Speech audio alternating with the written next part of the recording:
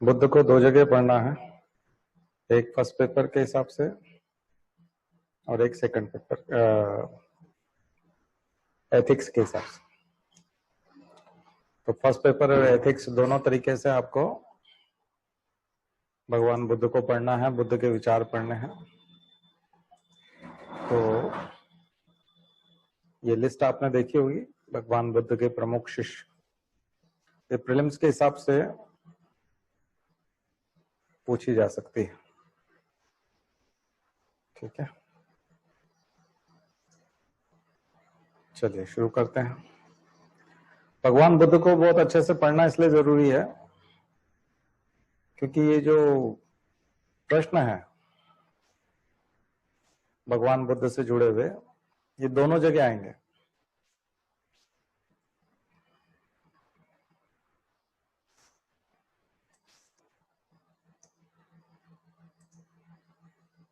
ठीक है, प्रीलिम्स में भी आएगा, मेंस में भी आएगा और इंटरव्यू में भी पूछा जा सकता है। तो कुछ भी हो सकता है। तो आपको पढ़ना आना चाहिए, लिखना भी आना चाहिए। तो हम लोगों ने दर्शन देखे थे, दर्शन के बाद में बौद्ध धर्म की बात करते हैं। बहुत इंपॉर्टेंट पार्ट इसलिए है कि दुनिया के कई देशों में आज ये धर्म फैला हुआ है और दुनिया के जो तमाम देश हैं वो इस धर्म का पालन करते हैं। तो इस धर्म से राजनीति भी प्रभावित होती है और चीन के साथ जो हमारा हिंदी चीनी भाई भाई की जो बात हम लोग करते हैं वो पंचशील का सिद्धांत। इस बार चूंकि चीन से पंगा बहुत है इसलिए भगवान बुद्ध का नाम जो है कहीं न कहीं परीक्षा में फिर से आएगा, ठीक है। बैटरी बीच में चली जाएगी तो थोड़ा, या तो आप मुझे साउंड जब बंद हो जाए तब बता दीजिए या मैं चेंज कर लेता हूँ, पहले से ही चेंज कर लेता हूँ। एक मिनट।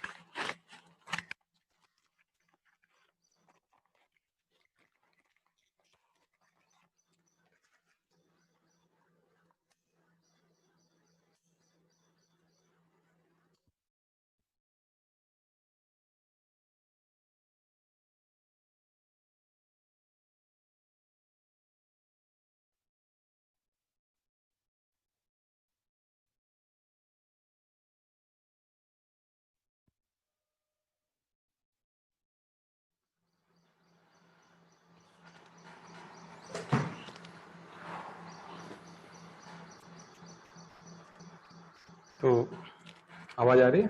ठीक है।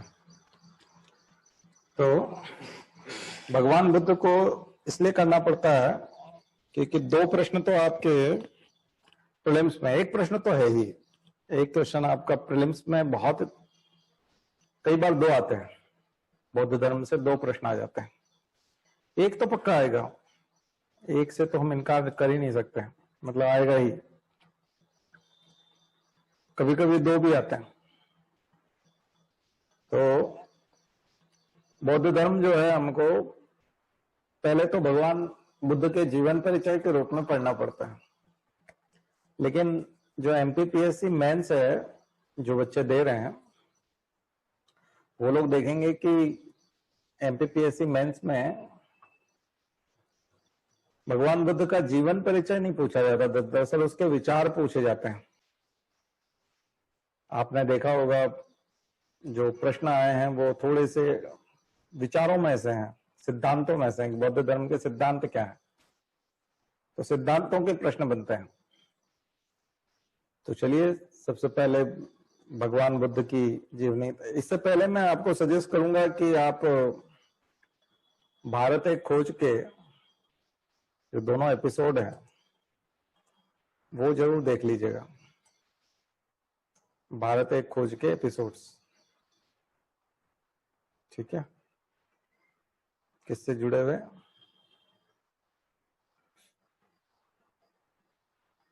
भगवान बुद्ध से जुड़े हुए दो एपिसोड है ना, देखे होंगे आपने। दोनों एपिसोड जो है भगवान बुद्ध से जुड़े हुए वो जरूर देख लीजिएगा। उससे आपको काफी हद तक।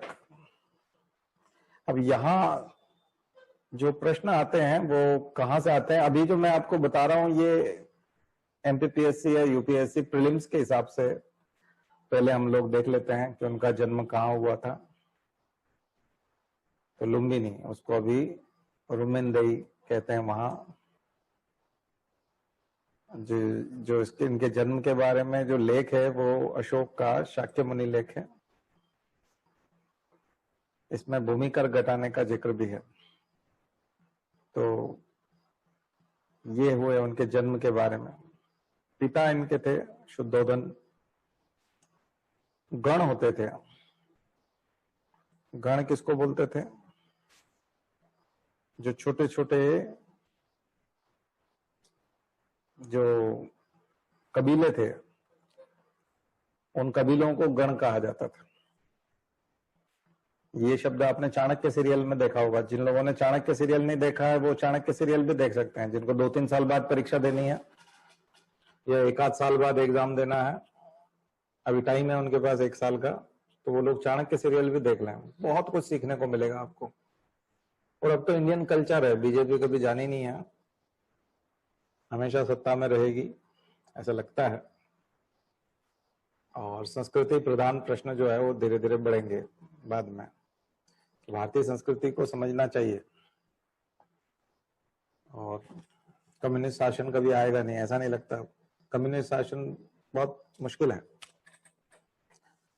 तो आप ये मान के चलिए कि अब प्रश्न जो है वो थोड़े से अध्यात्म की तरफ और इस तरफ बढ़ेंगे। अब कब बढ़ेंगे ये नहीं कह सकते, लेकिन बढ़ेंगे जरूर। तो अभी से तैयारी जो है उस तरह की करनी चाहिए हम लोगों को। तो आप लोग चाहें तो ऐसे प्रश्नों को तैयार कर सकते हैं। तो कहाँ से होंगे ये प्रश्न? चाणक्य सीरियल जो है अगर आप पूरा देखेंगे, एक बार चंद्र प्रकाश द्विवेदी वाला देखना, वो स्टार न्यूज वाला नहीं, स्टार प्लस वाला, जो क्या था वो, हाँ वो वाला नहीं देखना। कौन सा देखना है? चाणक्य चंद्र प्रकाश द्विवेदी वाला, पुराना चाणक्य, ठीक है, जो 1988-89 में बना था, वो वाला। और पालन पोषण जो है इनकी भी माता प्रजापति गौतमी ने किया था। बचपन का नाम इनका सिद्धार्थ था, ये सब लोग जानते हैं आप लोग। लेकिन इनके परिवार में एक संत आते थे, उन्होंने भविष्यवाणी की थी। कुछ लोग बोलते हैं कालदेव थे और कुछ लोग बोलते हैं कौंडिन्य। क्या भविष्यवाणी की थी? कि ये बहुत बड़ा सन्यासी बनेगा या कोई चक्रवर्ती सम्राट बनेगा। या तो बहुत बड़ा सन्यासी हो जाएगा या फिर चक्रवर्ती सम्राट रहेगा। तो पिता चिंता में चले गए थे और उन्होंने इनको पाला पोसा था उस तरह से कि मेरा बेटा कभी भी वैराग्य ना आए, इसलिए इनके लिए ऐशो आराम की सुविधाएं जुटाई गई थी और इनको महल से बाहर जाने नहीं दिया जाता था और मनोरंजन की व्यवस्थाएं की गई थी। सुरापान होता रहता था, सुंदरियां नृत्य करती रहती थी। तो ऐसा वातावरण था। इस वातावरण में जब ये सामान्य राजकुमार का जीवन जीते हुए उन्होंने 4 दृश्य जब देखे, एक पहली बार जब ये बाहर निकले थे तो 4 दृश्य इन्होंने देखे थे। एक वृद्ध व्यक्ति देखा था, एक बीमार व्यक्ति देखा था, एक मृत व्यक्ति देखा था और एक निर्द्वंद सन्यासी देखा था। ये 4 तरह के लोग जब इन्होंने देखे तो इन्होंने अपने सारथी चन्ना, सारथी का नाम था चन्ना, ठीक है, अभी नाम इसमें डाल नहीं सकते। तो चन्न से जो है प्रश्न किया था कि ये कौन है, क्या है। फिर उन्होंने गृह त्याग का निर्णय लिया। उनकी पत्नी थी यशोधरा, उसके नाम है बिंबा, गोपा, भद्रकच्छा, ये सब नाम साहित्य में आए हैं। जो बौद्ध साहित्य है उसमें अलग अलग तरह के नाम लिखे गए।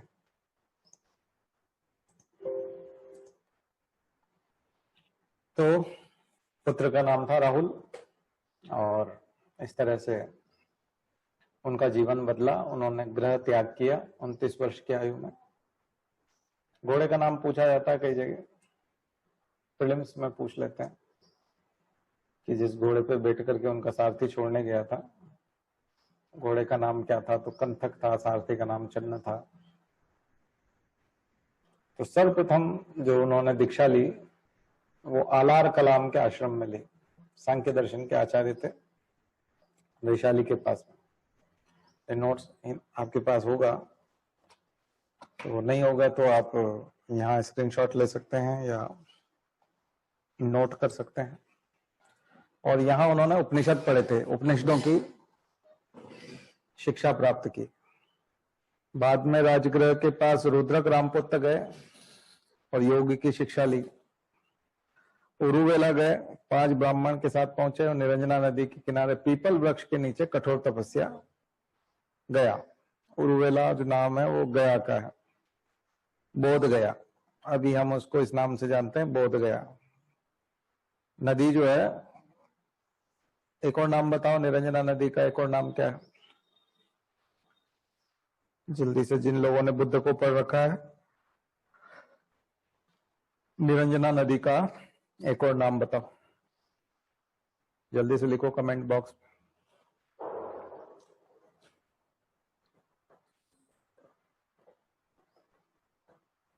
बुद्ध को अच्छा करना जरूरी है, इसलिए मैं थोड़ा आपसे ज्यादा बात कर रहा हूं, क्योंकि बुद्ध में कोई चीज छूटनी नहीं चाहिए। बहुत बड़ी बात है। एक प्रश्न नहीं सुना? निरंजना नदी का दूसरा नाम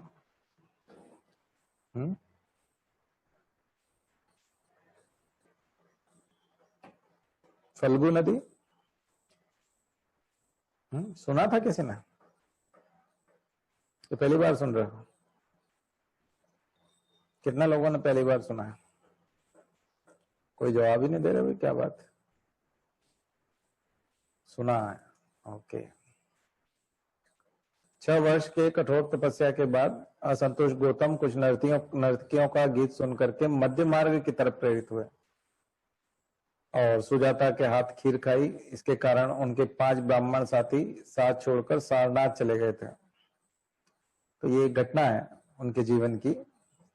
तो पीपल के वृक्ष के नीचे तो आज जाकर के थोड़ा सा बोध गया को पढ़ना, बोध गया के बारे में विकिपीडिया पे पढ़ना।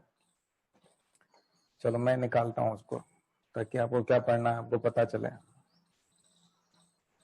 हाँ, सदा नीरावी।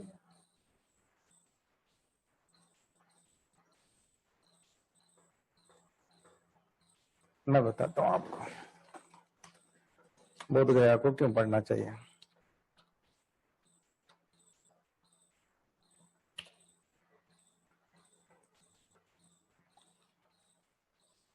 सबको दिख रहा होगा? नहीं दिख रहा, बता देता। बोध गया महाबोधि टेम्पल के लिए जाना जाता है, गया में है।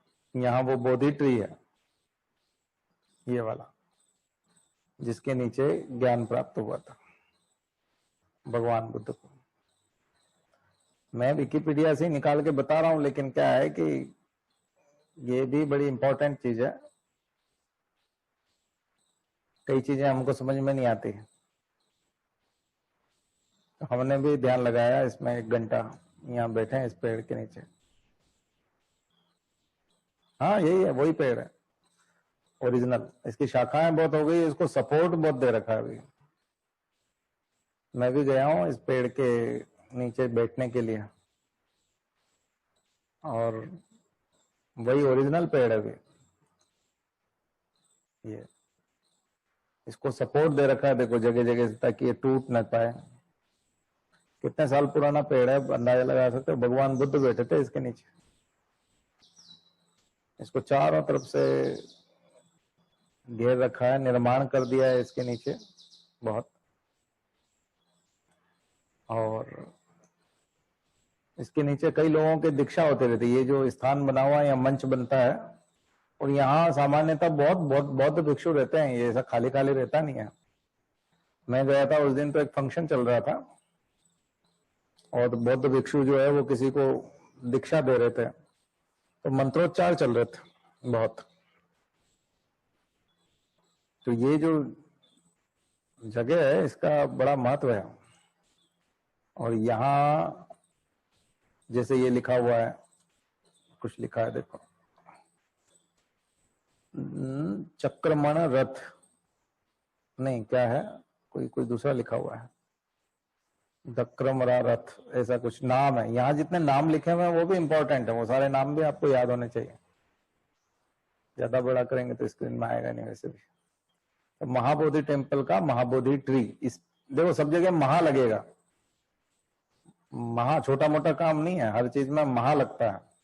महा भी निष्क्रमण, आप और हम में से कोई घर से भाग जाए तो निष्क्रमण, घर से भाग गया। लेकिन बुद्ध गए थे तो वो महा भी निष्क्रमण था, छोटा मोटा काम नहीं था, बहुत महान काम था। महायान, महाबोधि ट्री, महाबोधि टेम्पल, महापरिनिर्वाण, महाभिनिष्क्रमण, नाम जो है बड़े खतरनाक है बौद्ध धर्म में। और ये सब पाली भाषा के कारण ये नाम है। तो ये बोधि वृक्ष, ये डायमंड थ्रोन है वहां पर, वज्रशिला, इसको डायमंड थ्रोन बोलते हैं। Where the Buddha sat under the Bodhi tree, तो इसको डायमंड थ्रोन बोलते हैं, वज्रशिला बोलते हैं। कभी कभी आपसे ऐसे सवाल भी हो सकते हैं कि जो महाबोधि टेम्पल है, जहां बोधि ट्री है, और जिस जगह पर भगवान बुद्ध बैठे थे उसको क्या बोलते हैं, तो diamond throne is an ancient stone slab located under the Bodhi tree directly beside the Mahabodhi temple at Bodh Gaya। तो ये महाबोधि पेड़ जो है ये उसी समय का है। इसका प्रॉपर टर्म क्या है, बोधि ट्री, और जो बॉटनिकल नेम होगा फाइकस रिलीजियोसा। रिलीजियोसा क्यों रखा, क्योंकि रिलीजियस है। वैसे तो जो पीपल का पेड़ होता है उसका नाम क्या होता है, फाइकस रिलीजियोसा, सेक्रेड फिगर। तो ये हमारे यहाँ जो है पीपल के पेड़ को रिलीजियस तरीके से हम लोग सेक्रेड मानते हैं, पवित्र वृक्ष मानते हैं ना पीपल को, इस वजह से इसका नाम रखा है रिलीजियोसा। चाहे हिंदुइज्म हो, बुद्धिज्म हो, जैनिज्म हो, सभी में इसको माना जाता है। तो थोड़ा सा पीपल के पेड़ के बारे में भी। बरगद का नाम बताओ, कितना लोग जानते हैं बॉटनिकल नेम बरगद का?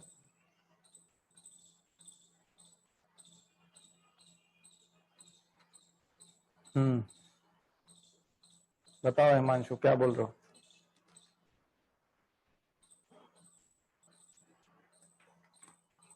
हाँ जी बताएं।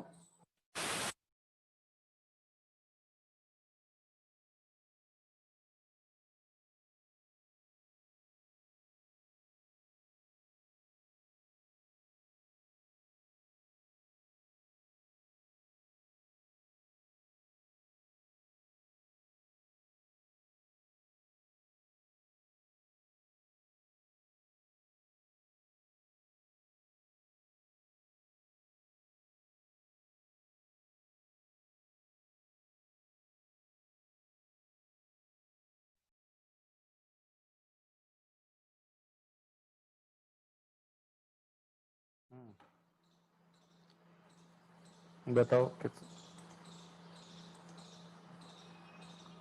Yes, ficus benghalensis. बीए क्यों किया? यस, ये भी गलत लिखा, स्पेलिंग सबकी गलत जा रही है, लिख नहीं पा रहा ना उसमें। चाहिए। स्पेलिंग देखिएगा जा करके सब लोग, ठीक है? स्पेलिंग ठीक नहीं है। Yes, ficus benghalensis. चलिए, तो महाबोधि ट्री के यहाँ पर जो माहौल होता है वो मैं दिखाता हूँ।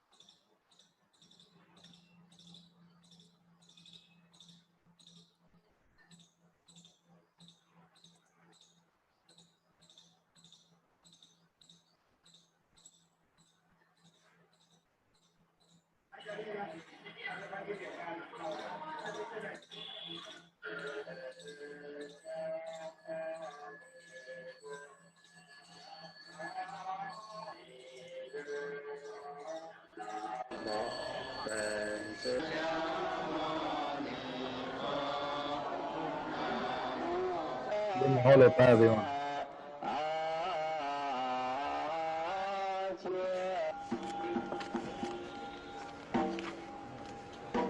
महाबोधि टेम्पल के यहाँ ऐसी चीजें होती रहती हैं। ये चाइना से आते हैं लोग वहाँ, बहुत नेपाल से आते हैं, भूटान से आते हैं, बहुत तरह के लोग आते हैं पूरा है। और वर्ल्ड हेरिटेज साइट भी है, सबसे बड़ी चीज है ये, एक वर्ल्ड हेरिटेज साइट भी है, ठीक है ना?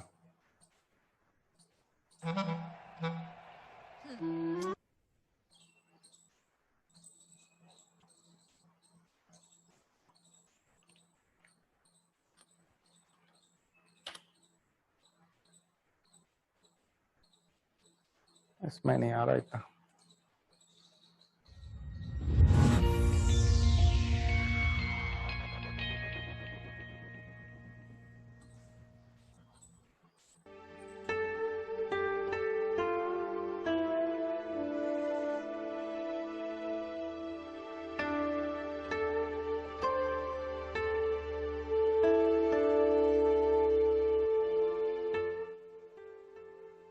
बोध गया महाबोधि महाविहार का निर्माण सम्राट अशोक द्वारा 3री शताब्दी में किया गया था।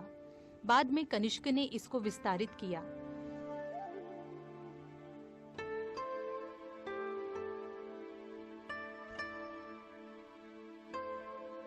सन 1205 में बख्तियार खलजी ने आक्रमण कर इस विहार को नष्ट करने का प्रयास किया, लेकिन भिक्षु लोगों ने विहार को चारों ओर से मिट्टी एवं पौधों से सुरक्षित कर दिया। सन 1876 में जनरल कनिंघम ने इसे खोज निकाला। प्रसिद्ध बौद्ध दार्शनिक एवं चीनी यात्री हुएनसंग ने उनके प्रवास वर्णन में इस विहार के बारे में संक्षेप में लिखा है। महाबोधि महाविहार परिसर का सबसे महत्वपूर्ण स्थान अर्थात बोधि वृक्ष।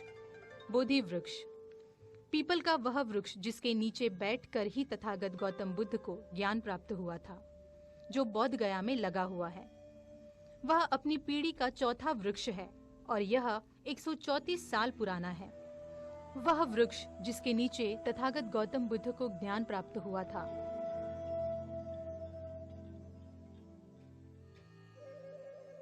और जिसकी टहनियों को सम्राट अशोक ने अपने पुत्र महेंद्र व पुत्री संघमित्रा को देकर श्रीलंका में बौद्ध धर्म का प्रचार करने को भेजा था।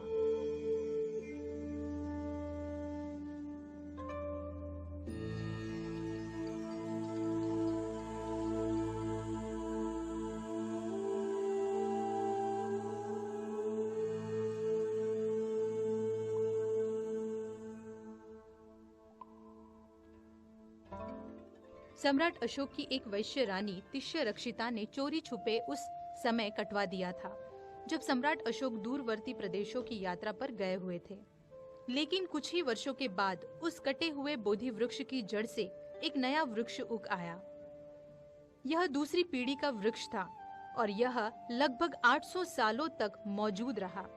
इस दूसरे वृक्ष को बंगला नरेश शशांक सन 602-620 ईस्वी, जो कि ब्राह्मण धर्म के शैव संप्रदाय का अनुयायी था और बौद्ध धर्म का कट्टर शत्रु था, उसने जड़ सहित उखड़वाने का प्रयास किया। लेकिन जब वह इसमें नाकामयाब रहा तो उसने उस बोधि वृक्ष को कटवाकर उसकी जड़ों में आग लगवाकर नष्ट कर दिया। लेकिन इसकी जड़ें पूर्ण रूप से नष्ट नहीं हो पाई और कालांतर में कुछ ही सालों के बाद उन्हीं जड़ों से तीसरी पीढ़ी का बोधि वृक्ष निकला और यह लगभग 1250 सालों तक मौजूद रहा।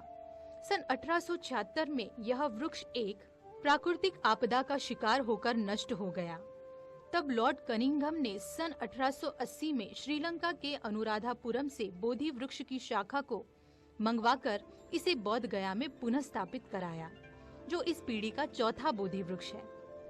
यह उल्लेखनीय है कि सम्राट अशोक ने अपने पुत्र महेंद्र व पुत्री संघमित्रा को पहले बोधि वृक्ष की जिन टहनियों को देकर श्रीलंका में बौद्ध धर्म का प्रचार करने भेजा था, वह आज भी श्रीलंका के अनुराधापुरम में मौजूद है और विश्व के लिखित इतिहास की दृष्टि से यह अब तक का ज्ञात सबसे प्राचीन वृक्ष लगभग 2250 वर्ष पुराना है।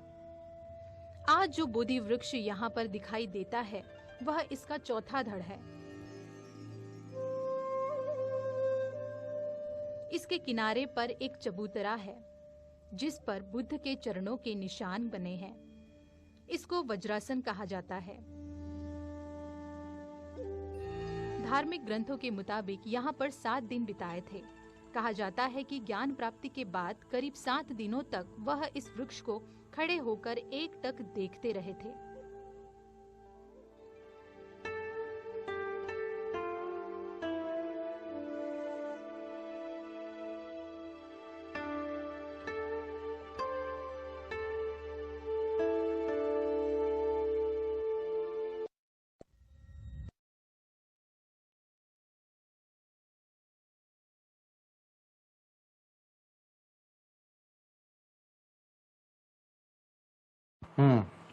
तो जानकारी आपको प्राप्त हो गई होगी कि ये चौथा वृक्ष है और डिस्कवरी पर डॉक्यूमेंट्री होगी इसके एक आध। तो डिस्कवरी चैनल पे यदि इसकी डॉक्यूमेंट्री मिलती है, ये boy with divine powers full documentary है, ये करीब 46 मिनट की। अगर ये आप देखोगे तो मुझे लगता है कि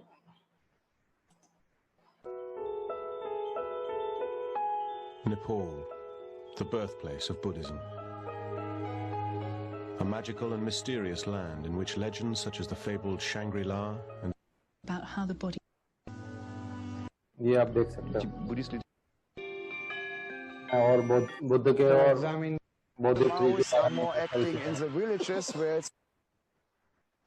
बुद्ध के बारे में तो बहुत सारी चीजें हो जाएंगी, लेकिन ये आपको देखना पड़ेगी। डिस्कवरी पे मिल जाएगा, नेशनल ज्योग्राफिक पे मिल जाएगा।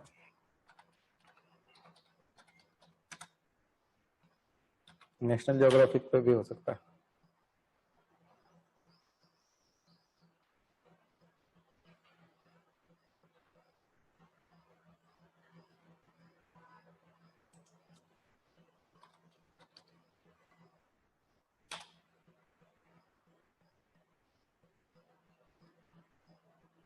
या बोध गया पे होगा।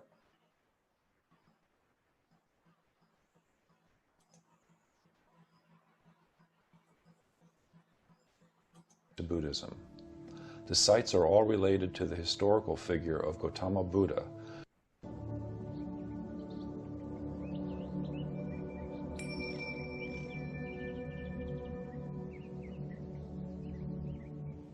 The monks we encountered had a timeless serenity and wisdom. More repairs and cleanings took place in 1956 and 1997. After many decades of legal disputes, the Bodh Gaya Temple Act of 1949 put the management of the site under a committee of 4 Buddhists and 4 Hindus. Today, the temple is a sacred pilgrimage destination for both Buddhists and Hindus. So what is it about Bodh Gaya that draws people? Well, this is the Buddhist pilgrimage site, really. I mean, it's the main one. We haven't got many in Buddhism. And the Enlightenment is the important one. This is what we're all trying to get to. So this is the one that represents it. The stupa represents the mind of enlightenment. So it's kind of a symbol of where we're all trying to be. So it's like inspiration. Inspiration gives you a bit of power, you know, gives you a bit of a boost. And you certainly get that here. So with finely carved floral designs and birds with strings of pearls emerging from their mouths. At the first right-hand turn, the pilgrim encounters the Bodhi tree itself. The present tree is believed to be a 4th-generation cutting of the original peepal tree under which the Buddha sat on the evening of the full moon in May. He entered into a profound meditative state and realized the nature of human suffering and the path beyond that suffering.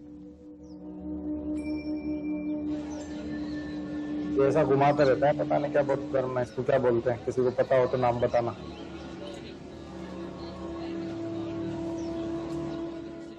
Because in the past, pilgrims took souvenir leaves and bark from the tree, it is now protected by a stone railing, which is a copy of the original railing. Just in front of the railing are 2 glass cases containing the Buddhapada, large stones carved with images of the Buddha's footprints. They symbolize the path the Buddha left behind for the liberation of all suffering beings. Bowing to the feet of one's spiritual teacher is a time-honored tradition in India and bestows great blessing and protection. Pilgrims next stop before a rectangular slab of polished sandstone, believed to be the oldest object in the entire complex. It once marked the exact spot of the Buddha's enlightenment, but was slightly repositioned when the new Bodhi tree was planted. The slab is richly carved with floral motifs and a goose frieze. The goose was a symbol of detachment in ancient Buddhism. Above this slab is a gilded canopy with railings and 2 gates, gifts from the former president of Sri Lanka and his wife. After the Buddha image inside the temple, this is the holiest part of the entire pilgrimage complex. Pilgrims often stop here to meditate, chant sutras, pray, and simply bathe in the serene atmosphere. The peace is only disturbed when a leaf drops from the Bodhi tree, and monks and lay people playfully jostle each other to retrieve it. A little to the south of the Bodhi tree sits this ornate stupa, which commemorates the 2nd week after the Enlightenment. Tradition has it that the Buddha sat here in rapt contemplation of the Bodhi.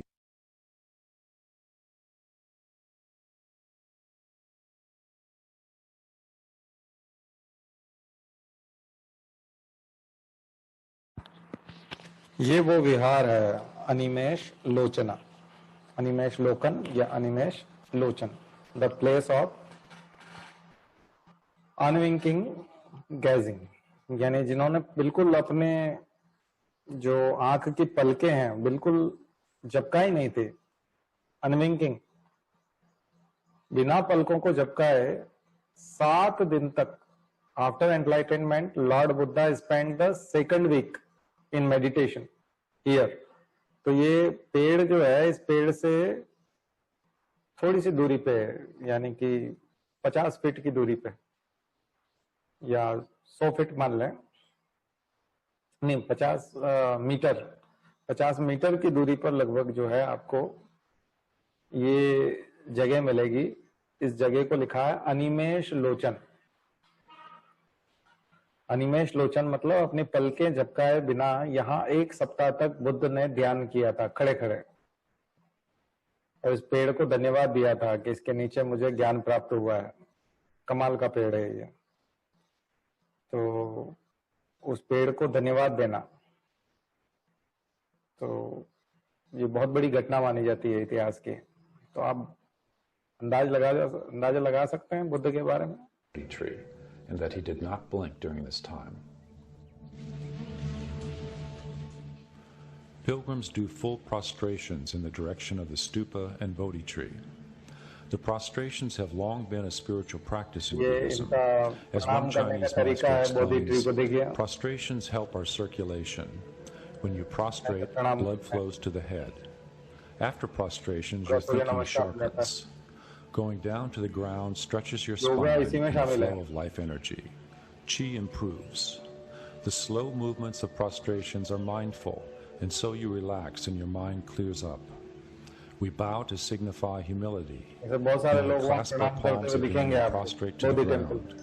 We touch the earth like a lightning rod. पेड़ के वहीं पे। We ground ourselves. Our supine posture represents renunciation. We let go of the ego, of our arrogance and pride, the cause of so many of our problems. This is the beginning of wisdom. As we slowly stand, we are the lotus coming up out of the dirt, starting again fresh and new. We have transformed our hearts and minds. We connect all of life with humility, generosity, and respect.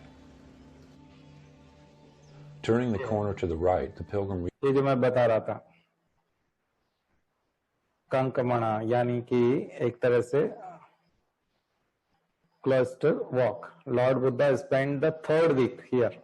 तो lord Buddha ने तीसरा सप्ताह जो है यहाँ बिताया था।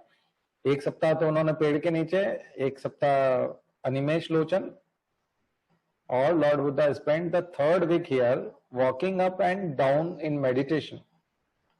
तो चलते थे फिर झुकते थे। On the platform lotuses indicate the places where the lord's feet rested while walking. तो यहाँ पर जगह जगह पर जो कमल का वो जो बना हुआ है वो एक एक चरण के रूप में है कि बुद्ध का एक एक कदम जो है यहाँ पर पड़ा है। इससे आप अंदाजा लगा सकते हैं कि बोधि ट्री और उसके आसपास का जो क्षेत्र है वो कितना पवित्र है और बौद्ध धर्म के लिए कितना बड़ा तीर्थ है। तो महाबोधि ट्री हम तो बहुत सिंपल तरीके से ले लेते हैं, लेकिन जब मैं वहां गया और उसकी भव्यता देखी और उसकी दिव्यता देखी, और खास करके जो भगवान बुद्ध की अनुभूति अगर आप वहां करो तो साक्षात होती है, ध्यान भी लगता है, तो हर पल आपका मेडिटेशन होता रहता है। तो ये तो कमाल की चीज है। देखिए Promenade Shrine. The walkway commemorates the third week ये जो एक एक जगह रखी हुई है ये एक एक कदम के रूप में है, बुद्ध के एक एक कदम। after the Enlightenment, when the Buddha, still in deep meditation, walked back and forth along the west side of the Bodhi tree. It is believed that the lotuses on the platform mark the places where the Buddha rested during his walks.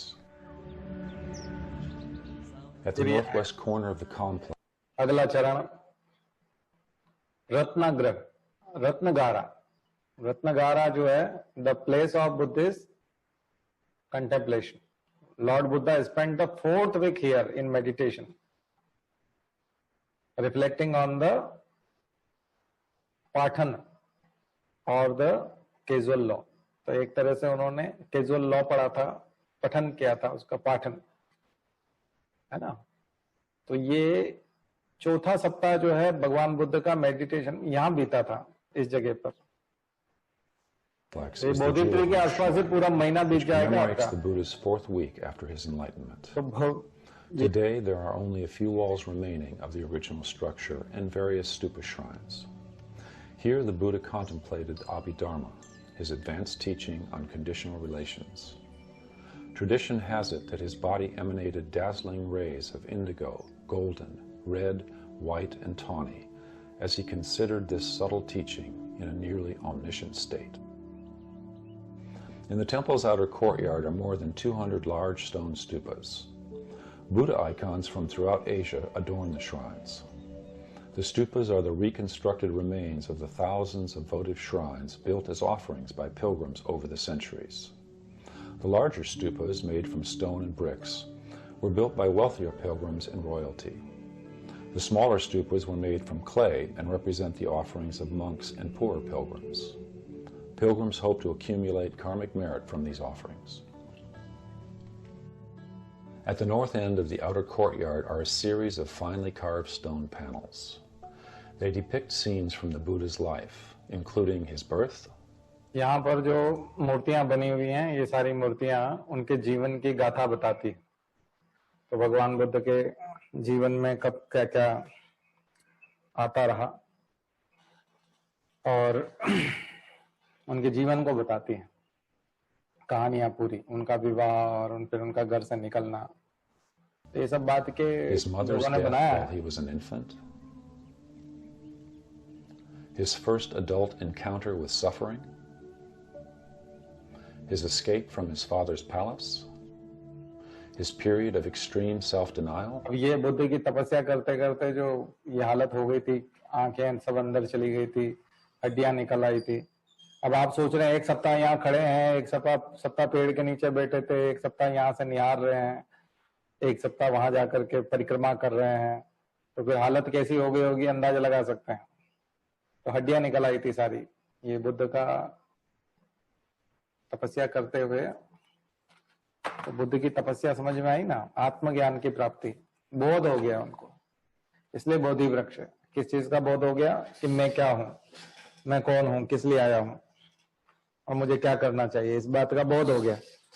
तो जो आत्मज्ञान का चिंतन करता है वही बुद्ध है, और वही उसका बोध हो जाना ही बुद्धत्व को प्राप्त करना है। The breaking of his long fast and his enlightenment. Tableaux like these ones were used to teach laypersons the life story of the Buddha.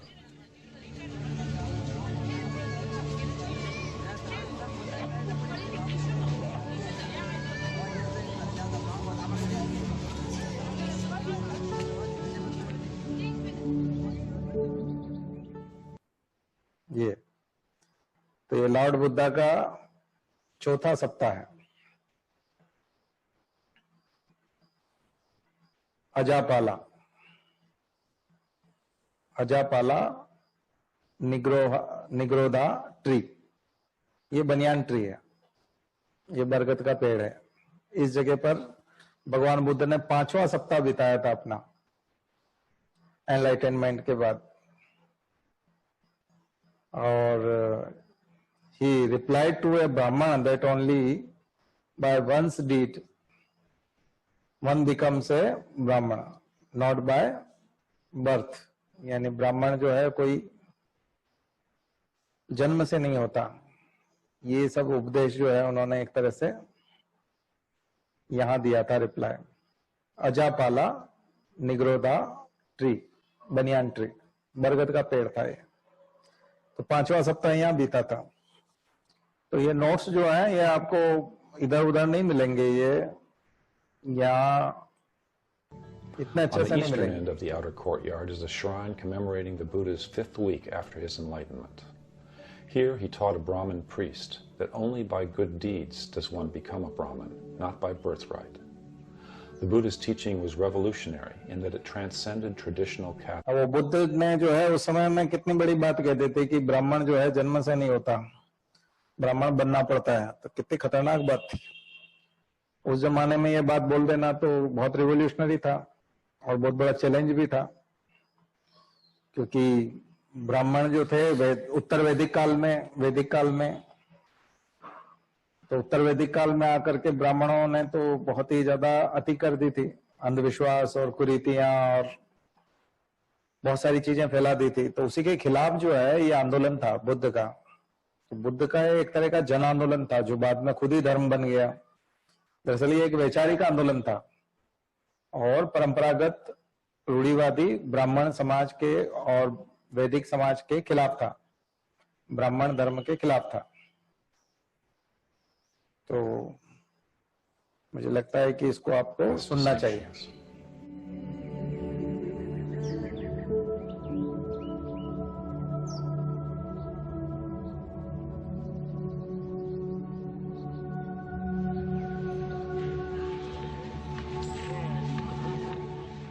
On the south end of the temple complex are several more important shrines for pilgrims to visit.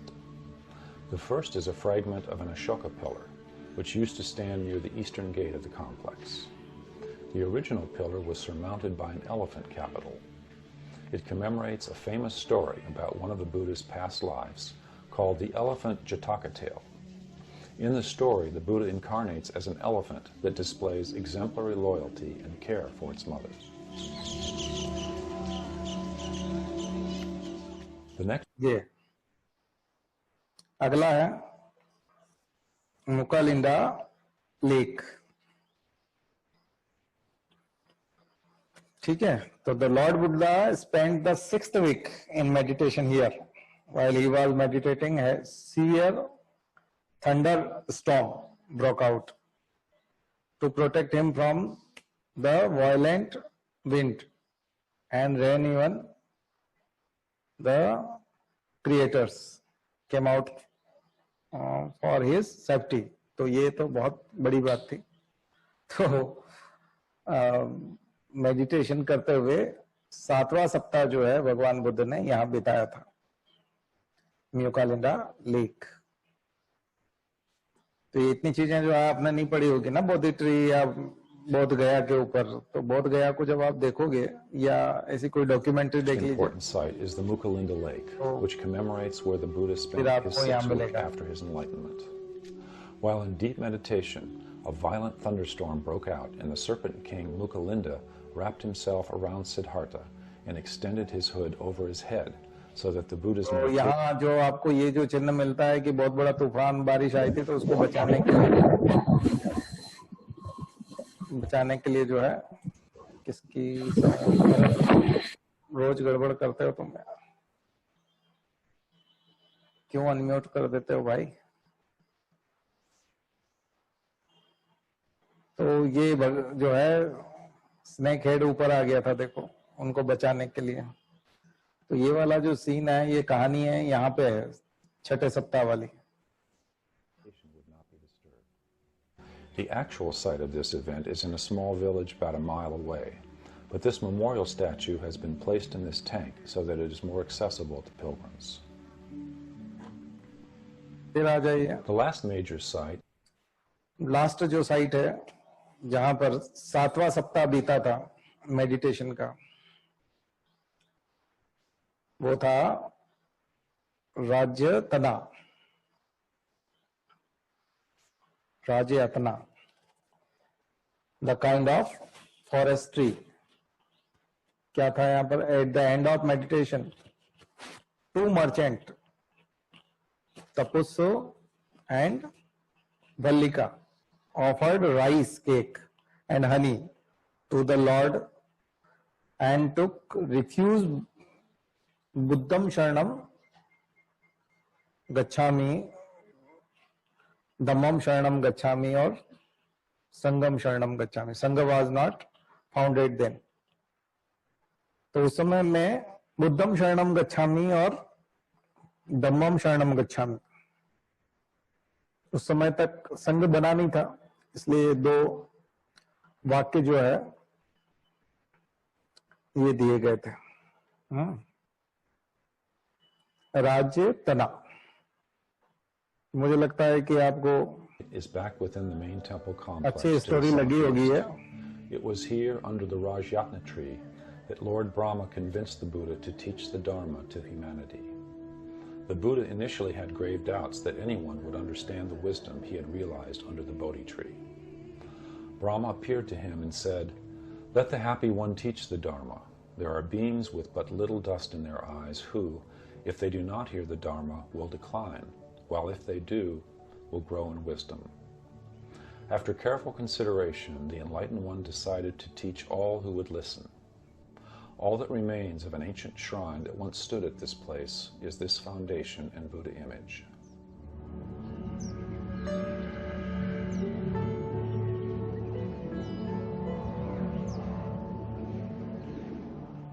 For those who wish to escape from the ये नक्शा है, यदि आप देख पा रहे हो तो ये मुकालिंदा लेक इधर है, ये सरोवर और इधर मेडिटेशन पार्क है। ऐसा करके आपको घुमा दिया हमने बोध गया। the crowds at the main complex, a beautiful meditation park to the southeast is open to visitors willing to pay a little extra. The park has a memorial bell, one of many found at Buddhist sacred sites. Outside the main complex are चलिए, तो ये जो है आप लोग जाके देखिएगा, एक आध ये भी देख लीजिएगा, बोध गया का संपूर्ण दर्शन इंडियन टूरिज्म की साइट पे है या किस पे है ये। तो एक आध दो चीजें अगर आप देखेंगे तो काफी महाबोधि टेम्पल पर अच्छे देखिएगा, महा डिस्कवरी चैनल का हो, नेशनल ज्योग्राफिक का हो, अच्छी कोई एजेंसी बता रही है उसका देखना, ऐसे फालतू कुछ तो भी मत देखना, ठीक है। चलिए, तो ये वाली बात तो आपको समझ में आई है।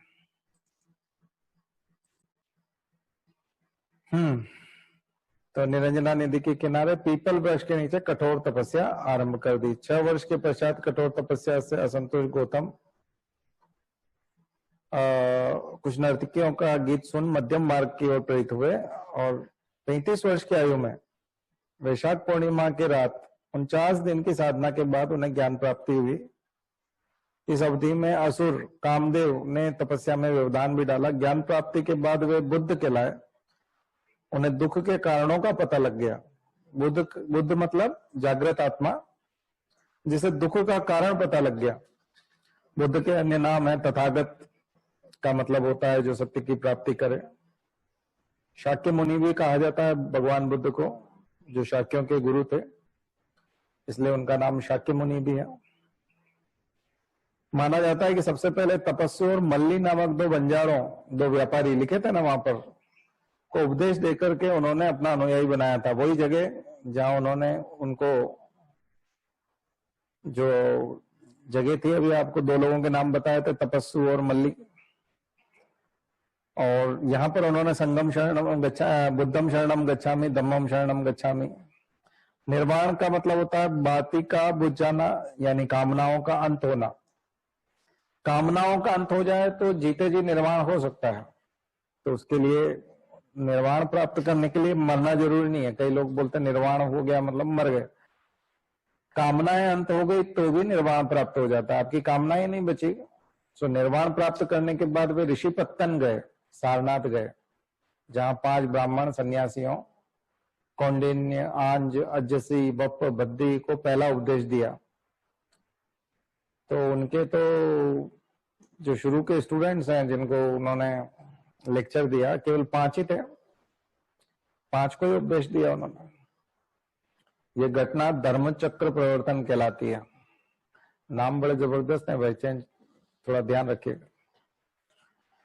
धर्म चक्र प्रवर्तन, फर्स्ट सरमन एट सारनाथ। बाद में अशोक ने उस स्थान पर एक प्रस्तर स्तंभ और स्तूप का निर्माण करवाया। सारनाथ से फिर वो वाराणसी गए, यहाँ यश नामक श्रेष्ठी को शिष्य बनाया। तो यहाँ से फिर सारनाथ आए। यहीं ज्ञान प्राप्ति के बाद उन्होंने पहला वर्षा काल बिताया। तो वर्षा काल में विहार नहीं करते थे। जैन धर्म में भी और बौद्ध धर्म में भी वर्षा काल एक निश्चित स्थान पर बिताया जाता था। तो विहार शब्द के 2 अर्थ हैं। विहार करना मतलब एक घूमना फिरना, निकलना घर से, उसको भी विहार कहा गया है। विहार का मतलब एक वो स्थान जहां रह करके बौद्ध भिक्षु तपस्या करते थे और रहते थे, उसको भी बौद्ध विहार कहा गया है ना। तो स्तूप, चैत्य और विहार। चैत्य तो क्या हो गए, वो हॉल है, ऐसे कॉन्फ्रेंस हॉल टाइप है, चर्च टाइप, जहाँ पूजा होती है, पूजा पाठ होते हैं, प्रवचन होते हैं, ध्यान लगाया जाता है। विहार वो हिस्सा है जो रहा जाता है, जहां रहते हैं, ठीक है। तो सारनाथ से उर्मिला जाते समय में भद्र सहित 30 धनी युवकों को अपना शिष्य बनाया उन्होंने बाद में। इसके बाद वो राजगृह गए, जहाँ बिंबिसार ने वेणुवन दान किया उनको। बिंबिसार ने वेणुवन दान किया था, पूरा जंगल ही दान कर दिया था। तथा सारीपुत्र और मदकलायन, उपाली, अभय, ये प्रमुख शिष्य बने फिर उनके। राजगृह में रहते हुए कपिलवस्तु की यात्रा भी की, जहां अपने परिवार को दीक्षित किया और शाक्यों के नव स्थापित निर्मित संस्थागार का भी उद्घाटन किया उन्होंने। अपने घर भी गए और अपने यहाँ पर अपने परिवार को दीक्षा दी और उनको बौद्ध बनाया। कपिलवस्तु से राजगृह जाते समय बुद्ध ने अनुपीय नामक स्थान पर विश्राम किया था। ये बहुत महत्वपूर्ण स्थान है। फिर देखो, बुद्ध के चरण जहां जहां पड़े हैं, बुद्ध जहां जहां गए हैं, जहां जहां खड़े रहे, जहां बैठे, जहां ध्यान किया, वो सारी चीजें तीर्थ स्थान है। अभी चीनी लोगों के लिए, नेपालियों के लिए, जो नेपाल हमारे साथ संघर्ष करता हुआ दिखता है, चीन हमारे साथ संघर्ष करता हुआ दिखता है, बुद्ध के नाम पे सरेंडर है। क्यों है? क्योंकि बुद्ध ने ऐसी शिक्षा दी है। अब आप हिंदू धर्म स्थापित करोगे तो नेपाल भी बौद्ध धर्म की वजह से ज्यादा जुड़ा है, ना कि हिंदू धर्म की वजह से। बौद्ध लोग बहुत हैं, भूटान, श्रीलंका, तो बुद्ध बहुत याद आएंगे अभी फॉरेन अफेयर्स में, विदेश मामलों में बुद्ध का बहुत बड़ा रोल है। बुद्धिस्ट डिप्लोमेसी, बुद्ध का राजनय, बुद्ध के नाम पर बहुत राजनीति होती है। मोदी जी जब जितनी बार चीन गए तो बुद्ध मंदिर गए और वहां जाके उन्होंने बोला कि भारत ने सबको बुद्ध दिया है।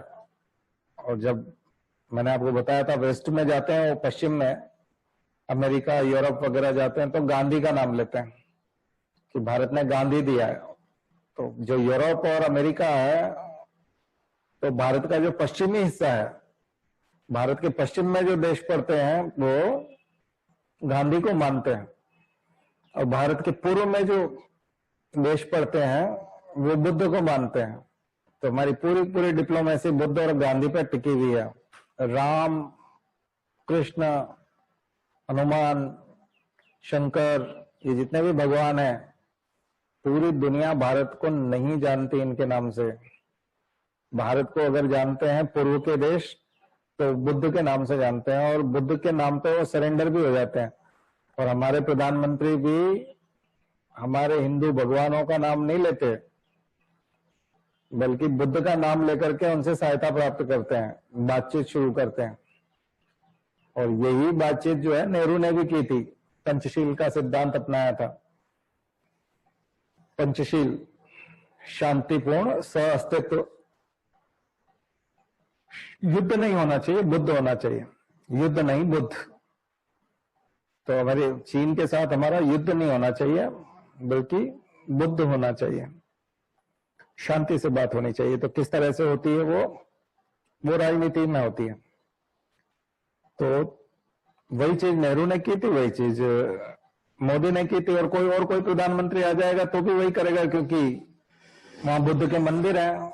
और बहुत चीनी यात्री जो हैं वो हमारे यहाँ बोध गया में आते हैं, सांची में आते हैं, सारनाथ में आते हैं। दुनिया भर में बुद्धिस्ट जो मोनेस्ट्रीज हैं, मठ जिनको कहते हैं, उन जगहों पर जाकर के वो यात्रा करते हैं। तो आप लोग समझ सकते हैं कि भारत के लिए बुद्ध कितना इंपॉर्टेंट है। फॉरेन अफेयर्स के लिए भी इंपॉर्टेंट है, राजनीति के लिए भी है, धर्म के लिए भी है, और बहुत हद तक अर्थव्यवस्था के लिए भी है। आपने चाइनीज ऐप जरूर डिलीट करवा दिए, डिलीट तो नहीं करवाया अभी, अब डाउनलोड नहीं होने देंगे, लेकिन अभी तो लोगों को, जिन लोगों का चल रहा है उनका तो अभी आप डिलीट कैसे करवाएंगे। और कुछ लोगों का चलो आप बंद भी कर देंगे, कुछ एजेंसी से कहेंगे, इंटरनेट वाली एजेंसी से कि आप बंद करवा दीजिए, बंद भी हो जाएगा। लेकिन बुद्ध को कैसे छीनेंगे? बुद्ध नहीं छीन सकते हैं, बुद्ध के उपदेशों को नहीं छीन सकते। और कितने चीनी यात्री आए हैं, वैनसांग, फाइयान, तो ये लोग भारत से आकर के न जाने कितने बौद्ध ग्रंथों का और ज्ञान जो है यहाँ से लेके गए हैं। तो जब आप बोध गया का जो आप अभी देख रहे थे, मैं आपको फिर से दिखाता हूँ, बहुत सारे प्रश्न हैं। ठीक है, कोई फर्क नहीं पड़ता।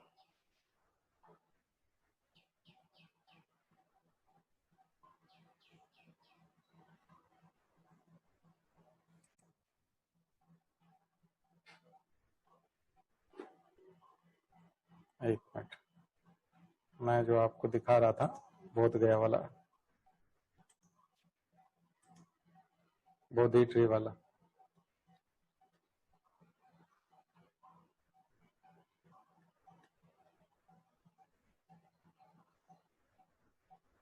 ये 1810 का पिक्चर है।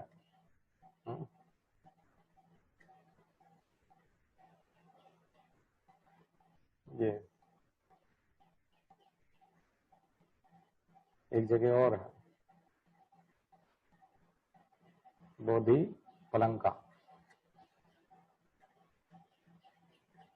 तो मैं ये दिखाना चाह रहा था कि जैसे हम लोग यहाँ सर्च करें,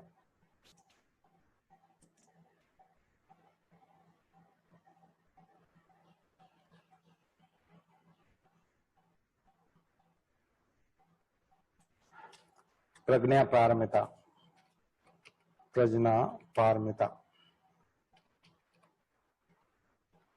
जो पूछा हुआ है, तो ये प्रज्ञा पारमिता जब हम सर्च करते हैं, ये महायान बुद्धिज्म में आता है, द परफेक्शन ऑफ विजडम, ये पूछा हुआ है ना एमपीपीएससी में, मेंस में, 4th पेपर में, प्रज्ञा पारमिता को समझाइए। तो परफेक्शन ऑफ विजडम यानी जो हमारी बुद्धि होती है उसका परफेक्शन, परफेक्ट विजडम कुल मिला के।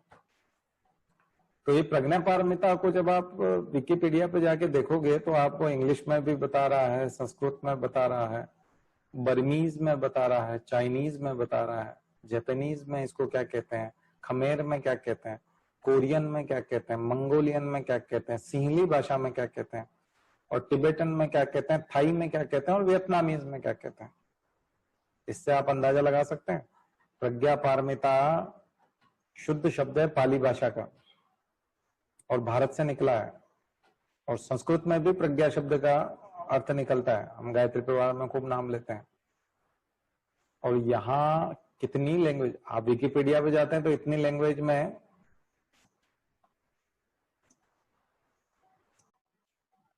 अब दिख रहा है, अब शायद दिख रहा होगा, चलिए मैंने कर दिया, अब दिख रहा है। तो यहां पर प्रज्ञा पारमिता जो है विकिपीडिया में निकाला तो आपको ये दिखाई दे रहा है। Perfection of wisdom Mahayana Buddhism में कहा जाता है, परफेक्शन ऑफ विजडम प्रज्ञा पारमिता। और बुद्धिज्म का यही सूत्र जो है यहां संस्कृत में है, प्रज्ञा पारमिता, बर्मीज में है, चाइनीज में है, जापानीज में है, खमेर में है ना, कंबोडिया, कोरियन है, मंगोलियन है, सिंहली है, टाइबेटन है, थाई है, वियतनामीज है, और सब लैंग्वेज में इन्होंने यहां दिया हुआ है इसी जगह पे। इससे आप ये अंदाजा लगा सकते हैं कि इन शब्दों की कितनी इंपॉर्टेंस है। बौद्ध धर्म के इन शब्दों की इंपॉर्टेंस हमारे व्यापार से और टिकटॉक से भी ज्यादा है। किन के लिए? इन देशों के लिए। इसका मतलब इन देशों को हम समझ ही नहीं पाए कि इन्होंने बुद्ध को किस हद तक अपनाया है। हमारी जो संस्कृति है, इस संस्कृति को इन्होंने पूरा अपना लिया है, बुद्ध की संस्कृति को पूरा अपना लिया है। ये आप जो वर्ड देख रहे हैं, एक पेपर में और आया था, एक और कौन सा वर्ड है जो समित पाद, क्या था वो बताओ तो? प्रत्युत समुत्पाद। एक वर्ड और है जो एमपीपीएससी नहीं पूछा है, प्रत्युत समुत्पाद।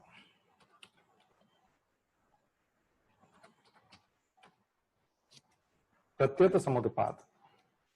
अब ये शब्द जो है हमारे यहाँ के बच्चे नहीं जानते अभी, लेकिन आप प्रत्युत समुत्पाद को देखेंगे, प्रतीत्य समुत्पाद, सॉरी प्रत्युत नहीं, प्रतीत्य समुत्पाद, ये एमपीपीएससी ने पूछा, प्रतीत्य समुत्पाद। इस शब्द को यदि आप देखेंगे तो ये फिर Sanskrit, Pali, Bengali, Burmese, Chinese, Japanese, Sinhala, Tibetan, Thai, इन सब में बताएगा। अब आप विकिपीडिया में जाते हो तो इन लैंग्वेज में कौन से शब्द बताए जाते हैं बताओ? केवल बुद्धिज्म, केवल बुद्ध से जुड़े हुए शब्दों को विकिपीडिया इतने सारे लैंग्वेज में बताता है। और प्रतीत्य समुत्पाद जो भारतीय हैं, संस्कृत को जानते हैं या हिंदी को जानते हैं, आप में से कितने लोग बताएंगे कि ये क्या है? इसका मतलब है commonly translated age dependent origination, यानी किसी पे डिपेंड होकर के डिपेंडेंट अराइजिंग। ये की डॉक्ट्रिन फिलॉसफी है, बुद्धिस्ट फिलॉसफी का एक मुख्य सिद्धांत है ये पूछा हुआ है एमपीपीएससी में 10 नंबर का प्रतीत समुत्पाद, फोर्थ पेपर के पुराने 2-3 साल पुराने पेपर देख लीजिएगा, उसमें आपको लिखा है प्रतीत समुत्पाद के ऊपर समझाइए। और कितने शब्दों में समझाना है? 100 शब्दों में। 10 नंबर दे रहा वो एमपीपीएससी वाला। लेकिन क्या कहना चाह रहे हैं? Arise in dependence upon other dharmas, if this exist that exist, यानी वो एग्जिस्ट है तो ये एग्जिस्ट करते हैं। If this ceases to exist that also ceases to exist. The principle is expressed in the links of dependent origination, यानी किसी के ऊपर निर्भर होकर के उसका उत्पन्न हुआ जा सकता है ना। और in Buddhism a linear list of 12 elements from the Buddhist teachings which arises depending on the preceding link, यानी पहले वाले से ही जुड़ करके नया कुछ बना है। तो ये उन्होंने ऐसे शब्द, तो आज 2 शब्द बताया आपको। प्रतीत समुत्पाद के ऊपर भी टिप्पणी लिखिए, 100 शब्द लिखिए। प्रतीत समुत्पाद क्या होता है, और प्रज्ञा पारमिता, इसके ऊपर भी 100 शब्दों में टिप्पणी। मैं टेस्ट में पूछूंगा, ये टेस्ट में आपसे पूछेंगे बुद्धिस्ट टीचिंग को। देखो बाकी सब चीजें तो आप पढ़ते रहते हो, लेकिन आज जो हम चीजें आपको बता रहे हैं बड़ी बौद्ध धर्म के बारे में बहुत अलग चीजें हैं। अगर इनको आप कर लेंगे तो मार्क्स और अच्छे आएंगे, क्योंकि बाकी चीजें तो आप जानते ही हो, है ना। केवल उससे जो है मार्क्स नहीं मिलते। मार्क्स लेने के लिए आपको थोड़ा सा और एडवांस होना पड़ता है, और ये चीजें आपको सामान्यता बताई नहीं जाती। ठीक है। एक शब्द और बताया था मैंने आपको, जो तंत्र विज्ञान का है। हाँ, एक तो हीनयान है, महायान है, और तीसरा क्या है जिसमें तांत्रिक होते हैं, बताओ।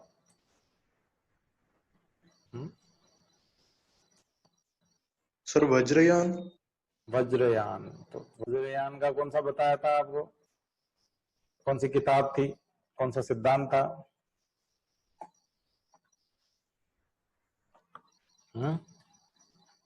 एक सिद्धांत बताया था ना आपको, जिसके ऊपर किताब भी है।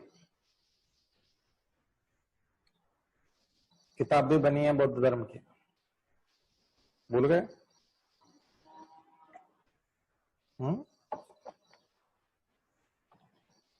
12 निदानाज हैं।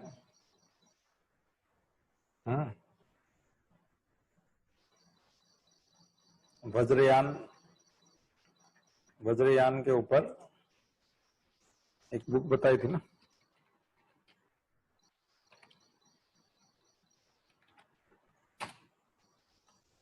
बुद्धिज्म, वज्रयान, यहाँ फैला हुआ है। तंत्र के ऊपर, ये भी सब लैंग्वेज में बताएगा।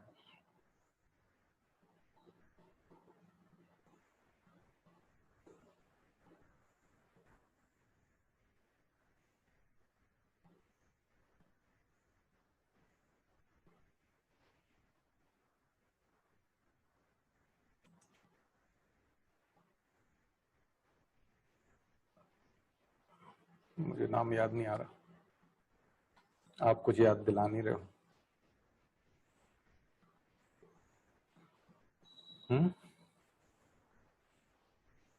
चलो आएगा तब उसका जिक्र करेंगे, आएगा जरूर, अभी पढ़ेंगे हम लोग तो उसमें उसका जिक्र आएगा वज्रयान में। ये तांत्रिक शाखा है, तांत्रिक थेरवाद शाखा है, और दुनिया भर में ये भी फैली हुई है। ठीक है, तो वो था, शायद कहीं आएगा, दिखा तो है हल्का सा।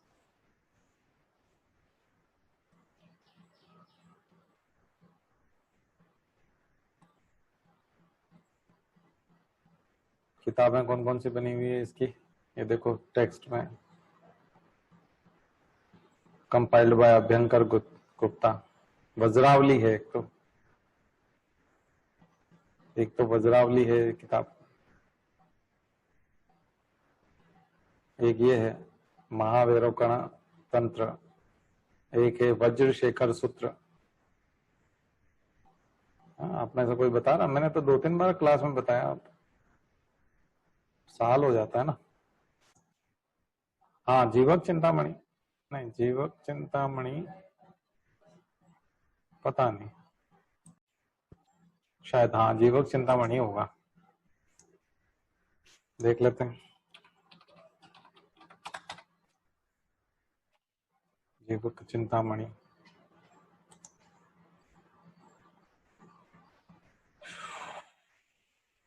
फाइव ग्रेट तमिल एपिक्स, ये नहीं है।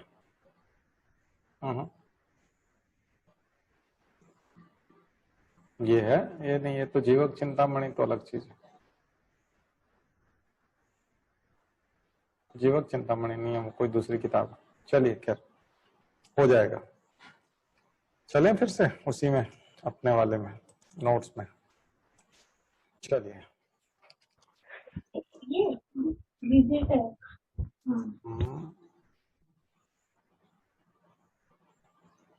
चलिए, फिर क्या हुआ इसके बाद?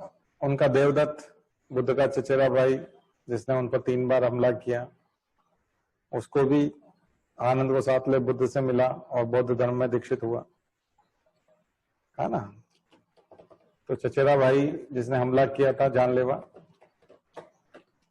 वो भी शिष्य बन गया था। एक भाई और था, मोगलीपुत्तिस तिस्सा, वो तो वो है, उसका भाई है, अशोक का।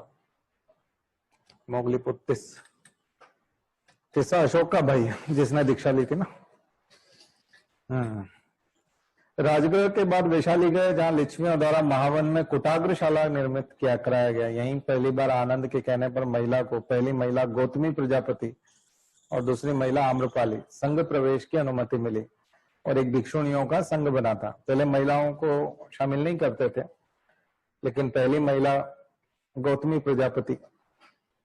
वैशाली से वे मग्गो की राजधानी सुसुमार गिर गए और यहीं बोधि कुमार शिष्य बना उनका। इसके बाद बुद्ध कौशाम्बी गए, कौशाम्बी से वे मथुरा के समीप विरंजा गए। तो ये उनकी पूरी यात्रा है जीवन की। इसके बाद राजगृह आ गए, यहीं श्रावस्ती का व्यापारी सुदात इनका शिष्य बना, जिसका नाम अनाथ पिंडक रखा गया था। इसने राजकुमार जेत से 18 करोड़ स्वर्ण मुद्रा में जेतवन बिहार खरीद कर बुद्ध को समर्पित किया था। जेतवन, इसका अंकन बरहुत स्तूप में किया गया है। बुद्ध को प्रद्योत द्वारा भी निमंत्रण मिला, परंतु वृद्धावस्था के कारण वो नहीं जा सके। अतः महाकच्चायन को उपदेश देने के लिए भेजा था, अपने शिष्य को भेजा था। बुद्ध ने चंपा और कजंगल की यात्रा भी की थी। सबसे अधिक वर्षावास बुद्ध ने कौशल में किया।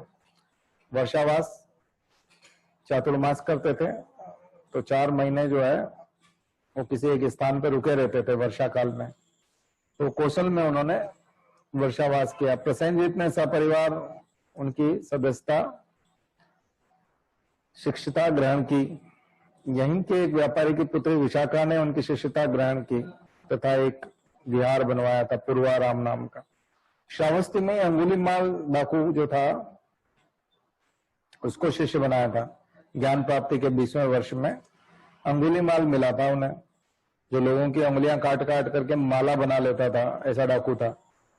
तो लोग जाते थे तो उनसे लूट तो लेता था, लेकिन साथ में उंगलियां काट लेता था उनकी, और फिर उनकी माला बना के पहनता था। तो लोगों की उंगलियां उसके गले में लटकी रहती थी।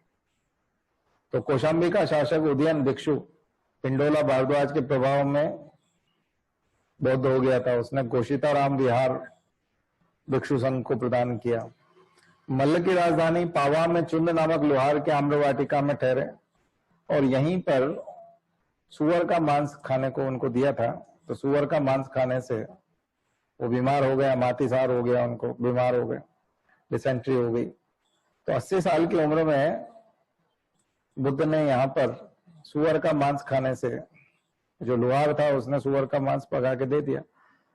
अब बौद्ध धर्म में मरे हुए जानवर का मांस खाना कई लोग उचित मानते हैं। तो बौद्ध धर्म में मांसाहार जो है, किसी की हत्या करना, मांस के लिए किसी की हत्या करना, इसको उचित नहीं बताया गया। लेकिन अगर मरा हुआ जानवर है तो उसका मांस खाया जा सकता है, तो बड़ा अजीब अजीब चीज है। तो ये सूकर मतलब कैसे खा लिया उन्होंने, क्या झंझट है। तो ये किसी को पता नहीं है कि बुद्ध मांसाहारी थे कि नहीं। वैसे तो स्क्रीन ब्लर है तो आपको इतनी देर बोलना था ना, बताते क्यों नहीं। अब नहीं होगा, वो वीडियो दिखाया था ना, वीडियो दिखाने के बाद ब्लर हो जाता है, तो पहले बता देना चाहिए ना जब भी वीडियो खत्म हो। तो इतनी देर क्या देख रहे थे फिर, ऐसे ही दिख नहीं रहा था तो भी देख रहे थे। बहुत लेट बताया, पहले बता दिया करो, माइक में बोल दिया करो, कभी ऐसा होता। बुद्ध ने सुभद्र को उपदेश देकर अपना अंतिम शिष्य बनाया था, तो सुभद्र उनका अंतिम शिष्य था। बुद्ध ने अंतिम वर्षाकाल वैशाली में बिताया था। मल्ल लोगों ने उनका अंत्येष्टि संस्कार किया था। उनके शरीर 8 धातु के 8 भाग विभिन्न राजाओं को दिए गए थे। तो उनके शरीर जिन पर स्तूप बनाए गए थे, तो ये राजा हैं अलग अलग जिन्होंने स्तूप बनाए थे। 8 स्तूप तो उनके शरीर पर बने। अंत्येष्टि की गई थी, जलाया गया था। इसका मतलब बुद्ध को जलाया गया था। जलाने के बाद जो अस्थियां थी, उन अस्थियों को 8 हिस्सों में बांट दिया था। तो पावाक तथा कुशिनारा के मल्ल, कपिल वस्तु के शाक्यों को भी दिया था एक कलश। तो अस्थि कलश जो है, ये अस्थि कलश दिए गए थे, इसमें अस्थियां रखी गई थी।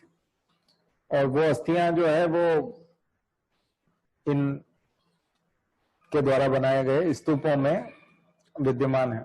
वैशाली के लिच्छवी, अलकल्प के बुली, रामग्राम के कोली, पिपली वन के मौर्य, बैठ द्वीप के ब्राह्मण, मगधराज अजातशत्रु। कुल मिला के कहानियां उनकी बनती है जो त्याग करते हैं। महावीर ने त्याग किया, कहानी बनी। राम ने त्याग किया, कहानी बनी। कहानियां उन्हीं की बनती है, त्याग करने वालों की कहानियां बनती है। पांडव भी जंगल गए थे, त्याग किया था, तो कहानी उनकी बनी। और उन्हीं को हीरो बताया जाता है कहानी में। जो त्याग करते हैं उनको हीरो बताया जाता है। तो त्याग करने वालों की कहानी है। बुद्ध का समय वो समय था जब शिक्षा उतनी नहीं थी तो केवल ब्राह्मणों के लिए थी और केवल संस्कृत भाषा थी। गरीब लोग, अनपढ़ लोग उस समय में भी रहते होंगे, लेकिन उनकी शिक्षाओं को समझा लोगों ने। कैसे कैसे शब्द है हम आज नहीं समझ पा रहे। आज कितने पढ़े लिखे लोग प्रज्ञा पारमिता का अर्थ बता देंगे, कितने लोग प्रतीत्य समुत्पाद का अर्थ बता देंगे, बताओ। कोई बता दें, पढ़े लिखे लोग बता दें। अभी के कितने ग्रेजुएट होंगे इस देश के जो इन दोनों शब्दों का अर्थ बता देंगे। तो वो लोग उस समय में इन चीजों को जानते थे, इन चीजों को समझते थे, और इस लेवल पे उनका थॉट प्रोसेस था। अंदाजा लगा सकते हैं आप, जबरदस्त था। चलिए आइए बात करते हैं बौद्ध दर्शन। अब ये तो बुद्ध के बारे में घटनाएं हो गई, बुद्ध का परिचय हो गया और बौद्ध धर्म का जो है अब दर्शन देखते हैं। इनका मूल 4 आर्य सत्य हैं। कौन से 4 आर्य सत्य हैं वो परीक्षा में पूछा जाता है, तो वो हम देखेंगे। 4 आर्य सत्य। सबसे पहले दुखवाद है ना। तो सबसे पहले दुखवाद, ये संसार दुखों से भरा है। सबम दुख, जैसे जन्म, जरा, मरण, अप्रिय मिलन, प्रिय वियोग। अपने प्रिय का वियोग हो जाता है, अप्रिय मिलन हो जाता है कई बार, जिसे नहीं मिलना चाहते उससे मिल लेते हैं। मरण हो जाना, बुढ़ापा, ये सब दुख ही है। जन्म को भी दुख माना है, जब जन्म के समय बड़ा कष्ट होता है, माँ कितना कष्ट पाती है। दरिद्रता, गरीबी भी एक प्रकार का दुख है। व्याधि यानी कोई कष्ट, रोग भी दुख है। तो संसार तो दुखों से भरा है। और ये आर्य सत्य है, नोबल ट्रूथ है, बिल्कुल ब्रह्म सत्य है। इसको आर्य सत्य कह लें, ब्रह्म सत्य कह लें, नोबल ट्रूथ बोलते हैं, कुछ भी बोलते हैं, बिल्कुल कंफर्म है। ऐसा नहीं है कि इसमें कोई इधर उधर की चीजें, कोई आशीर्वाद देगा तो ये सब से छुट्टी मिल जाएगी। किसी के आशीर्वाद से छुट्टी नहीं मिलती है। जन्म सबका होगा, बुढ़ापा सबको आएगा, मरण सबको होगा, अप्रिय मिलन होता रहता है, प्रिय आदमी का वियोग होता रहता है, यानी अपने प्रिय व्यक्ति मरते रहते हैं, अलग होते रहते हैं। हम लोग कई लोगों को वियोग में दुखी देखते हैं कि अब उनका खास आदमी चला गया, जो सबसे प्रिय था वो चला गया। कितने लोग कोरोना काल में रो रहे हैं, उनका प्रिय व्यक्ति को कोरोना हो गया और वो मर गया। दरिद्रता, गरीबी किसी को भी आ सकती है, कभी भी आ सकती है। गरीबी अपने आप में एक दुख है, क्योंकि गरीबी में वो सब कई बार भोजन का अभाव हो जाता है, कई बार इलाज का अभाव हो जाता है। व्याधि, रोग अपने आप में दुख है, बहुत बड़ा दुख है, उसमें कष्ट होता है, पेन होता है, और जीवन सुगम नहीं रहता। तो जीवन सुगम किसका रहेगा? तो दुख समुदाय बुद्धिवाद, दुख का मूल कारण अविद्या। बुद्ध कहते हैं कि अज्ञान जो है वो दुख का मूल कारण है। और दूसरा है तृष्णा, आसक्ति एवं राग। यह कर्मफल उत्पन्न करने वाले अज्ञान रूपी चक्र अर्थात प्रकृत्य, इसके होने से समुत्पाद यह उत्पन्न होता है। तो चूंकि अज्ञान है इसलिए दुख है, इसलिए प्रकृत्य समुत्पाद कहा जाता है। क्योंकि अज्ञान है इसलिए दुख है, अज्ञान नहीं रहेगा तो दुख नहीं रहेगा। तो अज्ञान के कारण दुख है, तो प्रकृत्य समुत्पाद कहा है इसको, अज्ञान रूपी चक्र को। प्रकृति समुत्पाद मध्यम मार्ग का परिचायक है। यह वस्तुओं की परिवर्तनशीलता को मानता है। प्रकृति समुत्पाद किसको मानता है? वस्तुओं की परिवर्तनशीलता तथा सापेक्ष कारणतावाद को स्थापित करता है। साफ साफ ये बताता है कि ये सब परिवर्तनशील है, ये सब चेंज होता रहता है, और रिलेटिव जो है आपका कारण बनता है, सापेक्ष कारण बनता है। यानी ऐसा है इसलिए ऐसा है, यानी कि जैसा बोओगे वैसा काटोगे। कर्मफल, यहां पर आपको एक और सिंपल लैंग्वेज बता दें प्रकृति समुत्पाद को। कर्मफल, अगर आप ऐसा करोगे तो वैसा होगा, इसके कारण से ऐसा है, तो कर्म के कारण आपको फल मिलता है। तो प्रकृति समुत्पाद में 12 चक्र हैं। बौद्ध दर्शन का समस्त प्रवृत्ति सिद्धांत प्रकृति समुत्पाद पर ही निर्भर करता है। इस सिद्धांत से कर्मवाद की स्थापना होती है। मैंने आपको बताया ना ये कर्मवाद, क्योंकि आप ऐसा करोगे तो वैसा होगा, जैसा किया वैसा भरो, जो करोगे वो भरोगे। बोए पेड़ बबूल के तो आम कहां से पाए? तो यही तो है प्रकृति समुत्पाद। आपने बबूल का पेड़ बोया था तो उत्पाद क्या मिलेगा? जो डिपेंडेंट किसके ऊपर डिपेंडेंट है? जो बोया है उसी के ऊपर डिपेंडेंट है। देखो ये जो कभी आ गया तो बहुत बढ़िया लिखने में आएगा आपका। अब तो आप बहुत सारे एग्जाम्पल देता होगे प्रकृति समुत्पाद पे, और परीक्षा में आ जाएगा। और अगर इसको इस तरह से नहीं समझोगे तो ये समझ में भी नहीं आता। ये प्रॉब्लम भी है इसके साथ में, आसानी से समझ में भी नहीं आता। चलिए अगला देखिए, दुख निरोध और आशावाद। जो ऑप्टिमिज्म है, अविद्या तथा तृष्णा का त्याग कर दुख दूर करने के रास्ते को सुगम करता है। तो आसक्ति और अविद्या हमको दुखी करती है, तो आशावाद क्या करता है? ऑप्टिमिज्म, जो आशावाद है वो दुख को दूर करने के रास्ते को सुगम करता है, दुख दूर नहीं करता। दुख तो दूर हो नहीं सकता, क्योंकि दुख तो दुख है, वो तो रहेगा, लेकिन एक उम्मीद की किरण जगाता है। और आपके दुख दूर करने का जो रास्ता है, वो रास्ता सुगम होता है। यानी आप कष्ट हो गया, बीमार हो गए और आप मरने जा रहे हो, तो मरना सुगम करता है। आप परेशान होकर नहीं मरते हो, क्लियर हो जाता है कि मरना है, तो ज्यादा दुख नहीं होता। और कोई चला गया है तो उसको स्वीकार करने में मदद मिलती है कि हाँ वो चला गया है। दुख निरोधगामिनी प्रतिपदा या प्रक्रियावाद, यह अष्टांगिक मार्ग द्वारा संभव है, जिन्हें 3 स्कंदों में बांटा गया है, शील, समाधि और प्रज्ञा। शील स्कंद, समाधि स्कंद और प्रज्ञा स्कंद। तो अष्टांगिक मार्ग कभी पूछे तो आप इस तरह से देना, अष्टांगिक मार्ग 3 पार्ट में देना। कैसे दोगे? प्रज्ञा स्कंद, शील स्कंद और समाधि स्कंद। तो ये समाधि वाला, योगा वाला पार्ट है, सम्यक व्यायाम, सम्यक स्मृति, सम्यक समाधि, ये समाधि स्कंद है। तो ये योगा वाला पार्ट हो जाता है, योग दर्शन से मिलता हुआ, इसमें आसन, प्राणायाम, व्यायाम, आहार विहार ये वाला पार्ट आ जाता है। शील स्कंद वाला पार्ट है तो ये सम्यक कर्मांत, सम्यक आजीव, ये शील स्कंद में आ जाता है। प्रज्ञा स्कंद वाला हिस्सा आता है सम्यक दृष्टि, सम्यक संकल्प, सम्यक वाक, यानी कि सोच समझ करके बोले, सम्यक संकल्प लें और सम्यक दृष्टि यानी देखने का तरीका भी सम्यक हो। ठीक है, तो इसको हम लोग अष्टांगिक मार्ग यहां देखने की कोशिश करते हैं जरा विकिपीडिया पे, तो आपको इसमें भी एनलाइटेनमेंट होगा थोड़ा सा। हाँ, अष्टांगिक मार्ग बौद्ध धर्म का, अष्टांगिक, अष्टांग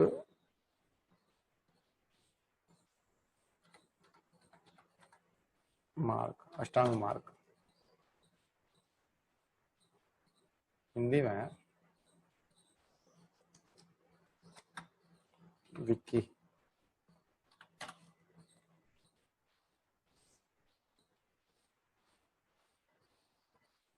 नोबल एटफोल्ड पाथ,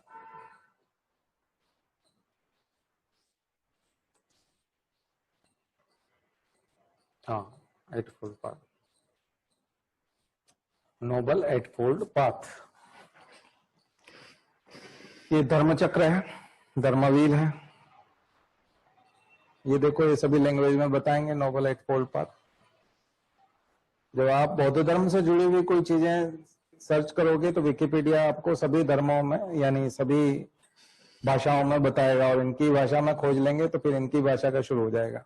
ये विकिपीडिया इनकी भाषा में बता देगी, तो इससे आप अंदाजा लगा सकते हैं कि बाकी चीजें पूर्व के लिए उतनी इंपॉर्टेंट नहीं है, बौद्ध धर्म इंपॉर्टेंट है। अगर आप कोई छोटी मोटी चीज खोजोगे, विटामिन खोजिए तो विटामिन इतनी भाषाओं में नहीं बताएंगे, विटामिन उनके लिए उतना इंपॉर्टेंट नहीं है। मेडिकल साइंस भी नहीं है, यहाँ तक कि कोरोना भी खोजोगे विकिपीडिया पे तो वो इन लैंग्वेज में नहीं बताएगा, लेकिन बौद्ध धर्म से जुड़ी हुई चीजें इस लैंग्वेज में स्पेशली बताई जाएंगी। क्यों? क्योंकि वो बौद्ध धर्म से जुड़ी हुई है और वो बहुत इंपॉर्टेंट है उनके लिए। तो एटफोल्ड पाथ क्या है? तो ये डिविजन्स है, राइट समाधि, right view, right mindfulness, right effort, right resolve, right speech. तो सब कुछ जो है वो सम्यक होना चाहिए, सही होना चाहिए, और ये सब सही है तो फिर तो ये 8 डिविजन्स हैं, तो एटफोल्ड पाथ है ये बुद्धिज्म का। मुझे लगता है ये आप अच्छे से समझ पाए होंगे। तो जो इंग्लिश मीडियम वाले हैं वो यहाँ से नोट कर लें, ताकि हिंदी में हम लोग चलें तो एक एक बात करेंगे।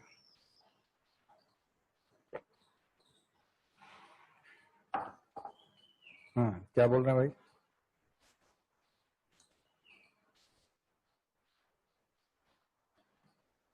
समाधि, समाधि वही वाला जो मेडिटेशन में बिल्कुल खो जाते हैं,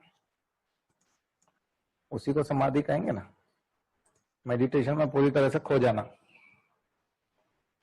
समाधि, शुद्ध बुद्ध नहीं रहना। ठीक है,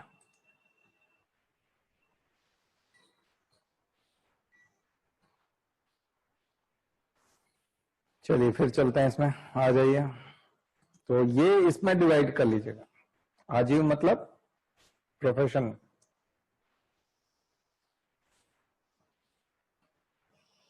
मेडिटेशन। हाँ, वहां आपने देखा था ना अभी, क्या देखा था? लाइवलीहुड। आजीव मतलब आजीविका, लाइवलीहुड। और कर्मांत का मतलब क्या बताया था? Effort, right effort. ठीक है,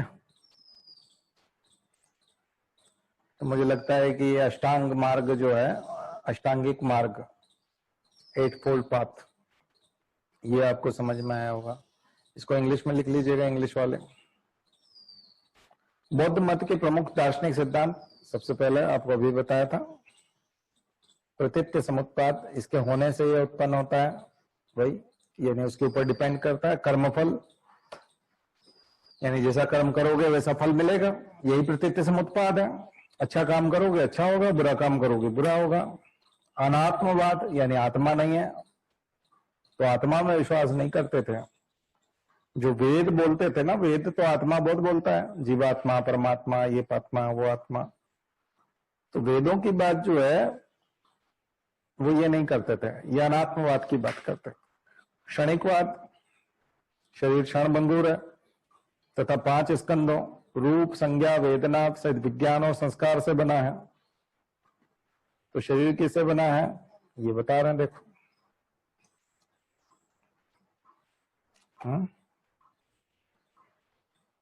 और कुछ पूछा है किसी ने? नहीं। कर्मवाद, कर्मफल शेष रहने पर पुनर्जन्म होता है, कर्मफल शेष नहीं रहेगा तो मुक्ति हो जाएगी। तो पुनर्जन्म को मानते थे बुद्ध, लेकिन पुनर्जन्म तो मानते ही, क्योंकि बुद्ध के बहुत सारे जन्म हुए हैं, बोला गया ना, जातक कथाएं बुद्ध के पूर्व जन्मों की। अनिश्वरवाद, ईश्वर की सत्ता को अस्वीकार करते थे, वेदों को नहीं मानते थे। तो बुद्ध जाति व्यवस्था के विरोधी नहीं थे, वे जन्म के आधार पर किसी भेदभाव को स्वीकार नहीं करते थे। उन्होंने कहा ठीक है, जाति व्यवस्था आपने रखी है, ठीक है, कोई ये जाति ये काम करेगी वो करेगी, ठीक है, लेकिन आप जो भेदभाव करेंगे वो नहीं होगा।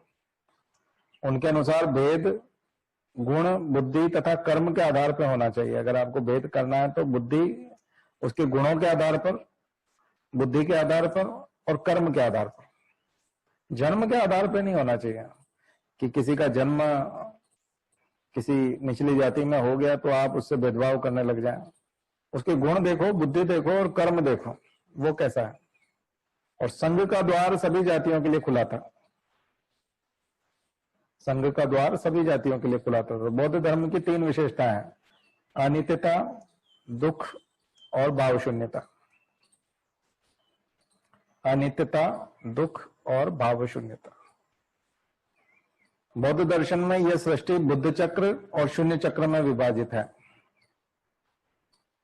4 बुद्धों ने उपदेश दिया, कुकुचंद, कनक मुनि, कश्यप और शाक्य मुनि। मैत्रेय आने वाला बुद्ध है जो घोड़े पर सवार होगा। तो अभी तक जो उपदेश देने वाले बुद्ध हैं कई सारे जन्मों के, वो हैं कुकुचंद, कनक मुनि, कश्यप और शाक्य मुनि। शाक्य मुनि यही वाले बुद्ध हैं। तो कुल मिलाकर के उनके पुनर्जन्म बताए गए हैं। अगला जन्म जो ये यूपीएससी प्री ने पूछा था कि अगला बुद्ध का जन्म कौन सा है, तो उन्होंने बताया था मैत्रेय, जो घोड़े पर सवार होगा, आने वाला बुद्ध है। महायान में बुद्ध को एक आध्यात्मिक शक्ति की पार्थिव अभिव्यक्ति माना है, जिनके 3 शरीर हैं, धर्म काया, संभोग काया और निर्माण काया। तो ये 3 तरह के बुद्ध बताए। धर्म काया जिन्हें आदि बुद्ध, शून्य, तथागत, गर्भ, बोधिसत्व भी कहा जाता है, यह निर्माण की सत्ता है। और संभोग काया, इसका वास स्वर्ग में होता है, इसे सुखावत कहा जाता है। इसके अभिभावक अमिताभ, अमितायुष कहलाते हैं। और निर्माण काया ऐतिहासिक बुद्ध की काया। तो जो भी है, ये 3 जो है आपको शरीर पढ़ने हैं, रटने हैं। बौद्ध धर्म के 3 रत्न हैं, बुद्ध, धम्म तथा संघ। बुद्ध ने ज्ञान की अपेक्षा शील को महत्वपूर्ण बताया था। वे संसार त्याग के पक्ष में नहीं थे, परंतु सांसारिक सुखों को निर्वाण प्राप्ति में बाधक समझते थे। बोले अगर आप निर्वाण प्राप्ति करना चाहते हैं तो सांसारिक सुख जो है वो एक तरह की बाधा है। बौद्ध धर्म के अनुयायी के 2 वर्ग हैं, उपासक हैं और एक भिक्षुक हैं। उपासक पंचशील का, जबकि भिक्षु 10 शील का पालन करते थे। उपासकों के लिए पंचशील है, भिक्षुओं के लिए 10 शील है। साधारण मनुष्य के लिए उपासक धर्म का उपदेश दिया गया, जिसका विवरण दिग्ग निकाय में सिंगालोवाद सूत्र में दिया गया है। बुद्ध घोष ने इसे ज्ञेय विनय की संज्ञा दी है। पंचशील क्या है? हत्या, चोरी, व्यभिचार, असत्य, मादक द्रव्यों से दूर रहना, ये पंचशील है। ये 5 काम नहीं करना। महीने में 4 दिन उपवास मनाया जाता था, अमावस्या, पूर्णिमा और 2 चतुर्थी दिवस को। दोनों चतुर्थी जो है, अमावस्या से पहले पड़ने वाली चतुर्थी, पूर्णिमा से पहले वाली चतुर्थी, चतुर्दशी नहीं, चतुर्थी। सबसे पवित्र दिन वैशाख पूर्णिमा। इसी दिन बुद्ध का जन्म और निर्वाण दोनों इसी दिन हुए थे। बुद्ध का जन्म भी वैशाख पूर्णिमा को हुआ था और मृत्यु भी, निर्वाण बोलते हैं बुद्ध की मृत्यु को।